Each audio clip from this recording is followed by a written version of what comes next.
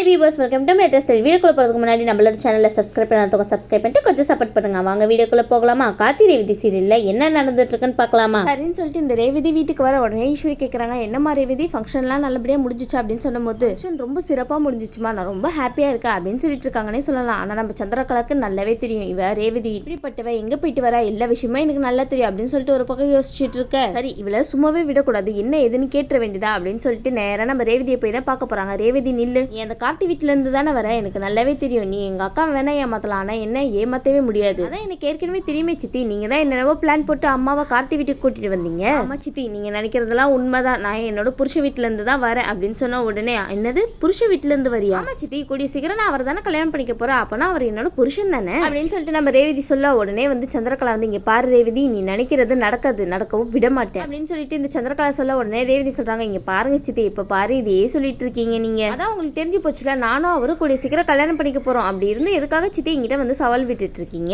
பாருங்க சித்தி, உங்களோட மிரட்டல் வேலைலாம் உங்க அக்கா இருக்காங்களா ஈஸ்வரி, அவங்களோட நிறுத்திக்கோங்க, என்கிட்ட எல்லாம் வச்சுக்காதீங்க, என்ன புரியுதா? அது மட்டும் இல்லாம மாமா அவர் கையால சமைச்சு வேற கொடுத்தாரா, ரொம்ப தூக்கமா வருது, கொஞ்ச நேரம் போய் ரெஸ்ட் எடுத்துட்டு வரட்டா சித்தி, பாய் அப்படின்னு சொல்லிட்டு போறாங்க. அப்பா நம்ம சந்திரகலாக்கு இதெல்லாம் கேட்டுட்டு பயங்கரமா கோவம் வருதுன்னே சொல்லலாம். இவளுக்கு எவ்வளவு திமிரு இருந்தா ஏன் முன்னாடி இப்படி பேசிட்டு போவால. ஆனா என்ன பண்றது, இவளை சொல்லி என்ன குத்தம்? அந்த அக்கா இருக்கால, அவகிட்ட ஏதாவது சொன்னா நம்மளுக்கே பைத்தியக்காரி பட்டு கட்டுவா. ஆனா இந்த அக்காக்கு வர வர என் பேச்சுல நம்பிக்கையே கிடையாது. இப்ப என்னதான் பண்றது? வேணா நம்ம கிட்டே பயங்கரமான நடிச்சிட்டு போறா, நான் இந்த குடும்பத்துல இருந்துட்டு நடிச்சிட்டு இருக்கேன்னா இவன் நம்மளையே மிஞ்சிருவா போலயே. உடனே அந்த இடத்துல நம்ம சந்திர சபதம் எடுக்கிறாங்கன்னே சொல்லலாம். இங்க பா ரேவதி, இப்ப வேணா நீ தப்பிச்சிருக்கலாம், ஆனா ஒரு நாள் இல்லைன்னா ஒரு நாள் நீ அக்கா கிட்ட கண்டிப்பா மாட்டதான் போற. நீ மட்டும் இல்ல, உன்னோட அருமையான கார்த்தி இருக்கான்ல, அவனும் சேர்ந்துதான் மாட்ட போறான், பாத்துட்டே இருயேன் அப்படின்னு சொல்லிட்டு பயங்கரமா சபதெல்லாம் எடுத்து முடிச்சிடுறாங்கப்பா. சரின்னு சொல்லிட்டு இந்த பக்கம் பார்த்தோன்னா நம்ம கார்த்தி அம்மனுக்கு நகையெல்லாம் எடுத்துட்டு வந்து கொடுக்குறாருன்னே சொல்லலாம். ஆனா இந்த சிவனாண்டி முத்துவேலு இருக்காங்க பாத்தீங்களா, இந்த கும்பாபிஷேகத்தை எப்படியாவது நம்ம நடத்த விடாம தடுக்கணும். அப்படியே நடந்தா கூட அது என்னோட தலைமையில தான் நடக்கணுமே தவிர இந்த ராஜராஜனும் சரி கார்த்தியும் சரி இந்த கும்பாபிஷேகத்தை நடத்தவே கூடாது, நான் நடத்தவும் விட மாட்டேன் அப்படின்னு சொல்லிட்டு ஒரு பக்கம் சிவனாண்டி சொல்ல, இன்னொரு பக்கம் இந்த முத்துவேலு இருக்கார்ல, பாத்தியாப்பா அந்த கார்த்தி அவங்களோட பரம்பரை நகை எடுத்துட்டு வந்து எல்லாத்தையும் தூக்கி கோயிலுக்கே கொடுத்துட்டான். அப்படி இருக்கும்போது இந்த ஊர் மக்கள்லாம் அவனுக்கு தானப்பா முதல் மரியாதை தருவாங்க, நம்மளுக்கு எப்படிப்பா தருவாங்க அப்படின்னு சொல்லி கேட்டுட்டு இருக்காரு. முத்துவேல் சூப்பரான பாயிண்ட் எடுத்து கொடுத்துருக்கீங்க. உடனே வந்து சிவனாண்டி சொல்றாங்க, என்ன சித்தப்பு பேசிட்டு இருக்க, லட்சக்கணக்கா, அதெல்லாம் கோடி கணக்குல போகும் சித்தப்பு, என்னப்பா சொல்லிட்டு இருக்க, கோடி கணக்கா? அப்பனா அவனுக்கு தான் முதல் மரியாதை தருவாங்க, நம்மளுக்கு எப்படிப்பா முதல் மரியாதை தருவாங்க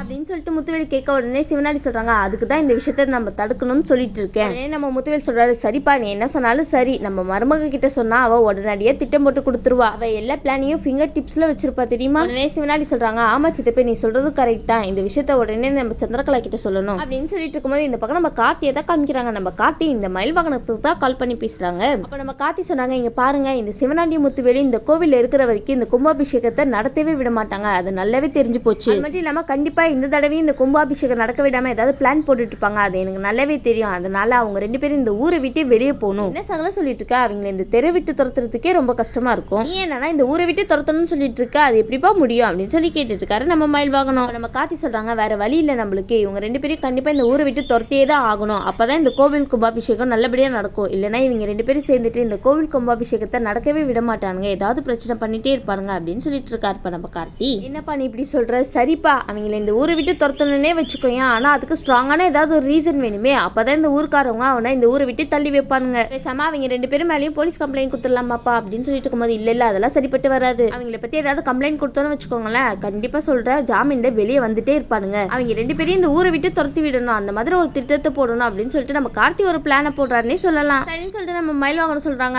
நீ பேசுறதுலேயே தெரியுதுப்பா ஏதோ ஒரு பிளான் போட்டு வச்சிருக்கேன்னு, சரி சொல்லு என்ன பிளான் அது அப்படின்னு சொல்லி கேட்டுட்டு இருக்கும்போது நம்ம கார்த்தி ஒரு பிளான போட்டு கொடுக்குறாருன்னே சொல்லலாம். உடனே இது கேட்டுட்டு சூப்பரா இருக்கப்பா பிளான் உன்னோடது சரின்னு சொல்லிட்டு அடுத்த நாள் நம்ம சந்திரகலாவை பார்க்கலாம் அப்படின்னு சொல்லிட்டு இந்த சிவனாண்டி முத்துவேலு போயிட்டு இருக்கும்போது அங்க ஒரு சேட்டுக்காரர் தான் காமிக்கிறாங்க.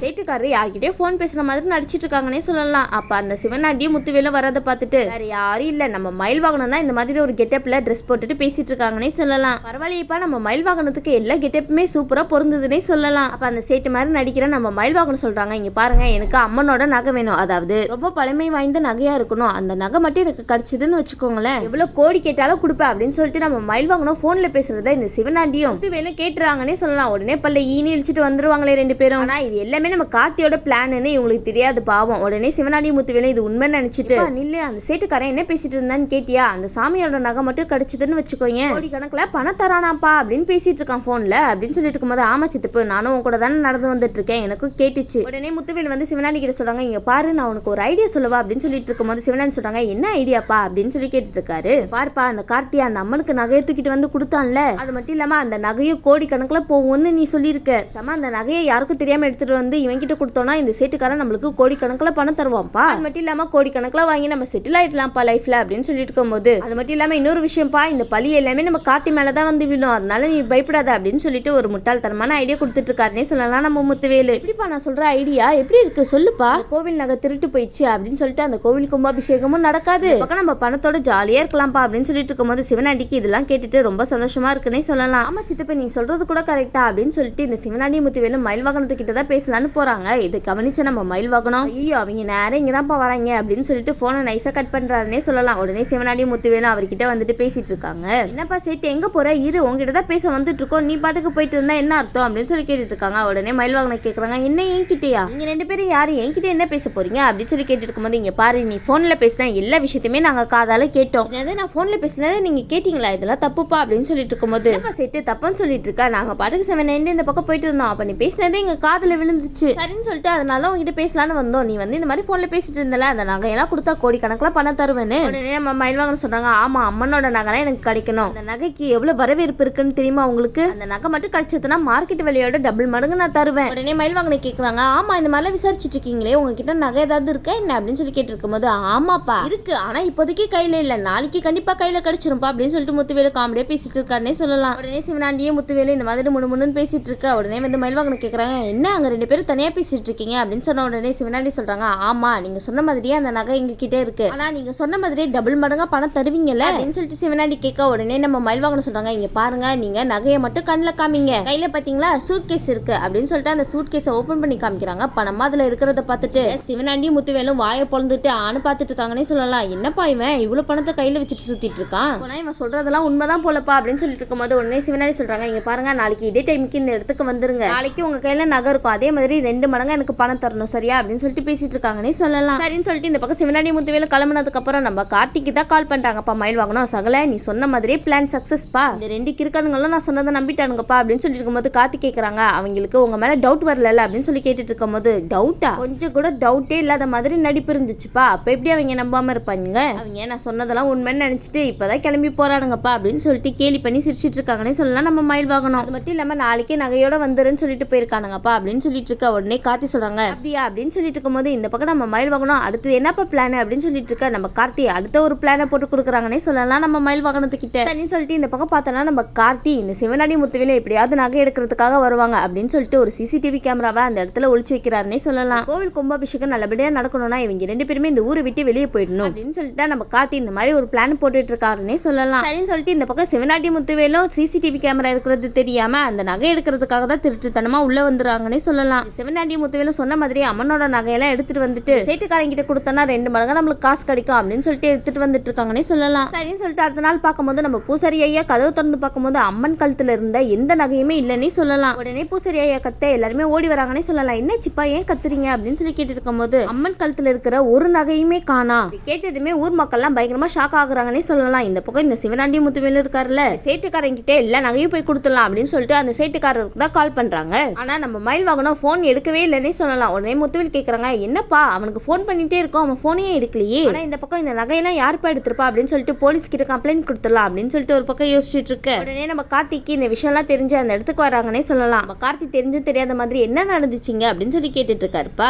உங்களோட பரம்பரை நகைலாம் அம்மனுக்காக நீங்க கொடுத்தீங்களா அந்த நகையை காணப்பா அப்படின்னு சொல்லிட்டு இருக்கும்போது நீங்க ஒன்னும் கவலைப்படாதீங்க அந்த நகை எங்கேயுமே போகல அப்படின்னு நம்ம கார்த்தி சொன்ன உடனே அங்க ஊர்க்காரங்களா கேக்குறாங்க என்னப்பா சொல்லிட்டு இருக்க எங்கேயும் போலையா அப்படின்னு சொல்லிட்டு இருக்கும்போது ஆமா நான் யாருக்கும் தெரியாம சிசிடிவி கேமரா வச்சிருக்கேன் அதுல பார்த்தா தெரிஞ்சிரும் யார் எடுத்தா அப்படின்னு சொல்லிட்டு சிசிடிவி கேமரா எடுத்து எல்லாருக்கிட்டையும் காமிக்கிறாங்கன்னே சொல்லலாம். அதுல இருக்கிறது வேற யாரும் இல்ல இந்த சிவனாண்டியும் முத்துவேலு தான். 2 பேருமே சாவியை போட்டு கதவை திறந்து அம்மன் கழுத்துல இருக்கிற எல்லா நகையுமே எடுக்கிறது இந்த சிசிடிவி ஃபுட்டேஜ்ல எல்லாமே ரெக்கார்ட் ஆயிருக்குன்னே சொல்லலாம். இது எல்லாத்தையுமே நம்ம ஊர்க்காரங்க முன்னாடி காமிக்கிறது நம்ம கார்த்தி பார்த்துட்டு எல்லாருமே வாய் மேல கை வச்சு பயங்கரமா அதிர்ச்சி அடைகிறாங்கன்னே சொல்லலாம். இந்த பக்கம் நம்ம சிவனாண்டி முத்துவேலு என்னப்பா இன்னும் சேட்டுக்காரன் வரலையே அப்படின்னு சொல்லிட்டு கவலைப்பட்டு இருக்காங்கப்பா. இந்த பக்கம் முத்துவேலு சிவனாண்டி தான் இந்த நகை எடுத்தாங்க அப்படின்னு சொல்லிட்டு ஊர்க்காரங்களாம் ஓடோடி அவங்களை தேடி வராங்கன்னே சொல்லலாம். இந்த பக்கம் நம்ம சிவனாண்டி முத்துவேலு கையில நகையை வச்சிருக்கிறத பார்த்த உடனே ஊர்க்காரங்களாம் போட்டு அவங்கள அடி வெளுத்துறாங்கன்னே சொல்லலாம். சிவனாண்டி முத்துவேலு உங்க 2 பேருக்கு எவ்வளவு தைரியம் இருந்தா அம்மனோட நகையவே திருடிட்டு வந்திருப்பீங்க, பாருங்க நாங்க 2 பேரும் நகையெல்லாம் ஒண்ணு திருடல இந்த நகை இங்க இருந்துச்சு அதை கொடுக்கறதுக்காக தான் நாங்க வந்தோம் அப்படின்னு சொல்லிட்டு அந்த இடத்துல போய் சொல்ல ஆரம்பிச்சுட்டாங்கன்னே சொல்லலாம். சொல்லலாம். உடனே வந்து ஊர்க்காரங்க கேட்குறாங்க, அப்படியா நீங்கள் 2 பேரும் இந்த நகையை எடுக்கல அதானே? இந்த வீடியோவை கொஞ்சம் பார்த்தா உங்களுக்கே தெரியும் இந்த நகையை நீங்கள் எடுத்தீங்களா இல்லையான்னு அப்படின்னு சொல்லிட்டு அந்த வீடியோவை காமிக்கிறாங்கன்னே சொல்லலாம். உடனடியாக அந்த 2 பேரும் அந்த வீடியோவை பார்த்துட்டு பயங்கரமா அதிர்ச்சி அடைகிறாங்கன்னே சொல்லலாம். உடனே முத்துவேல் சொல்றாங்க, ஐயோ மகனே இது எல்லாமே இந்த கார்த்தியோட திட்டமாக தான் இருக்கும், வசமா மாட்டிக்கிட்டோம் அப்படின்னு இந்த 2 பேரும் பேசிட்டு இருக்க. இந்த பக்கம் நம்ம மயில் வாகனம் சேட்டுக்கார வேஷத்துல வராருன்னே சொல்லலாம். உடனே நம்ம மயில் வாகனம் அந்த இடத்துக்கு வந்து வேஷத்தெல்லாம் கலைக்கிறாருப்பா. இதை பார்த்துட்டு நம்ம சிவனாண்டிக்கும் முத்துவேலுக்கும் தூக்கி வாரி போட்டுச்சுன்னே சொல்லலாம். ஐயோ மகனே இன்னும் உண்மையான சேட்டு கிடையாது, நம்மள மாட்டி வைக்கிறதுக்காக தான் இந்த மாதிரி பிளான் போட்டிருக்காங்கப்பா. இதை நம்பி நம்ம நகையெல்லாம் எடுத்துட்டு வந்துட்டு இப்படி வசமா மாட்டிக்கிட்டோமேப்பா அப்படின்னு சொல்லி பேசிட்டு இருக்கேன். இந்த பக்கம் நம்ம கார்த்தியும் மயில் வாகனமும் பயங்கரமா சிரிக்கிறாங்கன்னே சொல்லலாம். உடனே நம்ம மயில் வாகனம், என்னங்க இவங்க 2 பேரும் என்ன பண்ண போறீங்க, நகையே தைரியமா எடுத்திருக்கானுங்க, இன்னும் இவங்கள இந்த ஊருக்குள்ள விட்டு வைக்க போறீங்களா என்ன அப்படின்னு சொல்லிட்டு மயில் வாகனம் கேட்க, உடனே ஊர்க்கார மக்கள்லாம் சொல்றாங்க,